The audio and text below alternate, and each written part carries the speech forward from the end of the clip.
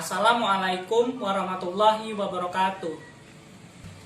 Izin memperkenalkan diri, Taruna Remaja Kasifila Tanwin, Prodi D3 PKP 14 Golf, NIT 34318155, asal sekolah Politeknik Penerbangan Indonesia Curug.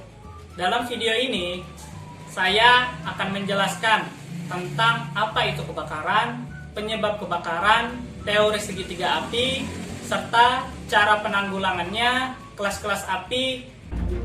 Oke, mari kita lihat video.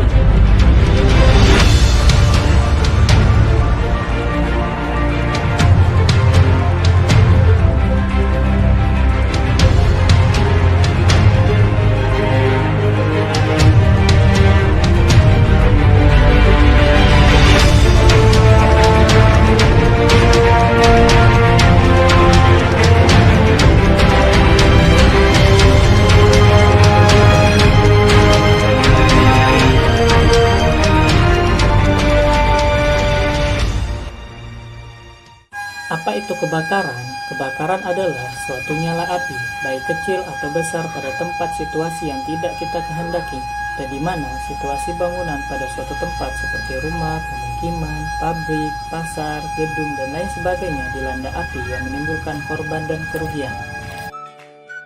Bencana kebakaran dapat terjadi kapan saja, di mana saja, dan menimpa siapa saja. Akibatnya tak sekedar kehilangan harta benda, tapi juga nyawa.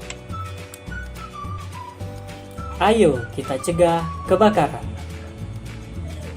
Api dekat dengan kita. Nyalanya kecil jadi kawan. Nyalanya besar jadi lawan.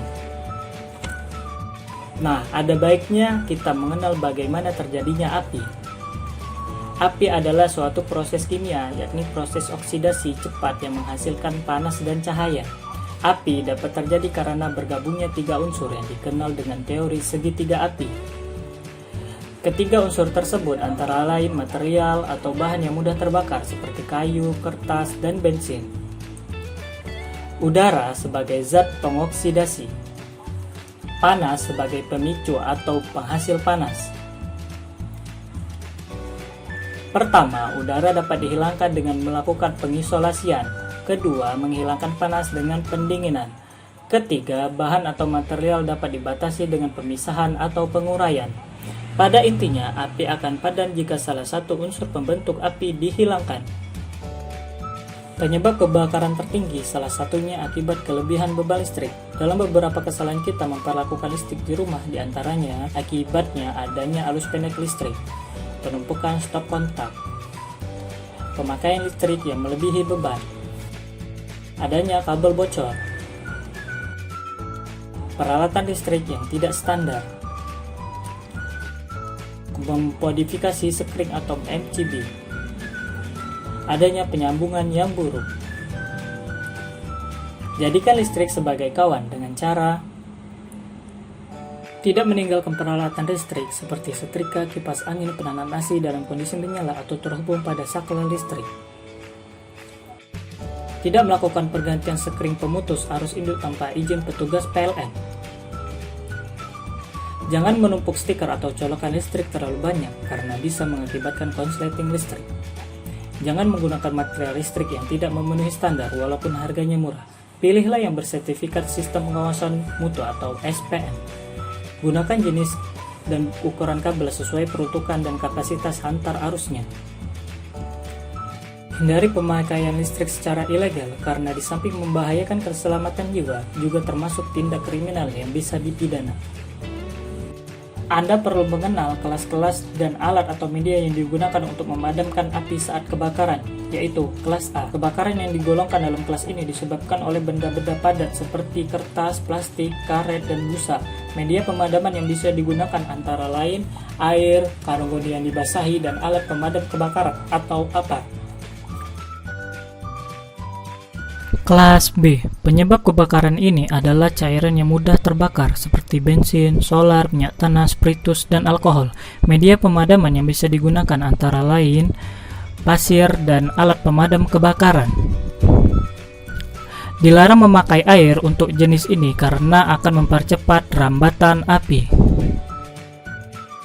Kelas C, penyebab utamanya adalah listrik. Media pemadaman yang bisa digunakan antara lain alat pemadam kebakaran, APAR. Matikan dulu sumber listrik agar aman dalam memadamkan kebakaran.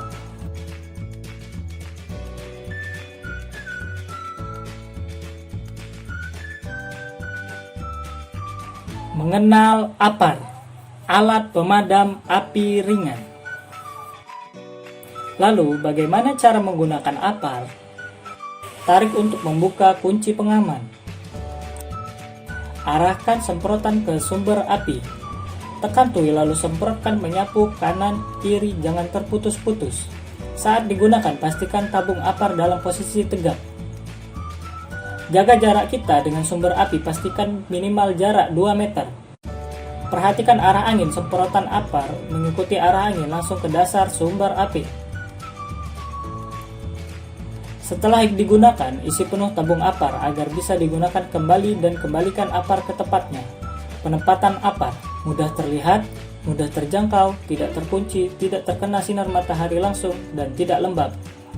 Tinggi APAR 125 cm dari dasar lantai.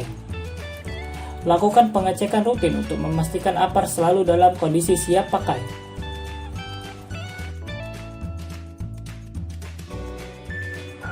Ada cara tradisional untuk memadamkan api, yakni dengan karung goni basah dan tidak berlubang, atau bisa diganti handuk tebal atau selimut tidak berlubang yang ada di rumah.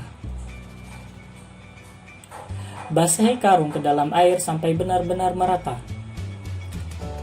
Pegang karung menutupi tangan dengan posisi karung di samping kanan atau kiri agar bisa melihat lidah api atau arah angin. Berjalanlah menuju sumber api dengan mengikuti arah angin. Lindungi tubuh kita dari balik karung basah agar tidak terkena sengatan panas. Dengan posisi kuda-kuda, yakni satu kaki di depan, tutupi peda yang terbakar dengan karung basah secara perlahan. Lalu lakukan isolasi oksigen dengan menepuk-nepuk karung sampai benar-benar tidak ada kontak udara. Angkat karung perlahan dengan tangan terlindungi di balik karung. Jangan membuka karung dekat dengan tubuh kita. Bila api tidak mau padam, gunakan karung untuk melindungi tubuh kita. Basahi lagi karung dengan air. Ulangi proses yang sama atau gunakan karung basah lain jika ada. Jika api tidak berhasil dipadamkan dan makin membesar, segeralah menyelamatkan diri.